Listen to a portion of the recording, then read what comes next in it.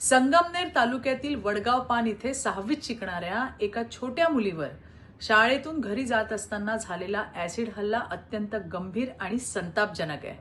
ही घटना मानवतेला काळिमा फासणारी आहे। या चिमुकलीच्या आईशी मी स्वतः बोलले। तिला रुग्णालयात दाखल करण्यात आले असून तिच्यावरती उपचार सुरू आहेत। तिला सर्वोत्तम वैद्यकीय मदत मिळेल याची शासनाकडून पूर्ण काळजी घेतली जाते। तिच्या कुटुंबालाही आवश्यक ती मदत दिली जाईल। ती लवकर बरी व्हावी ही स्वामींचरणी प्रार्थना आहे। या घटनेबाबत मी पोलीस अधीक्षकांशी देखील बोलले।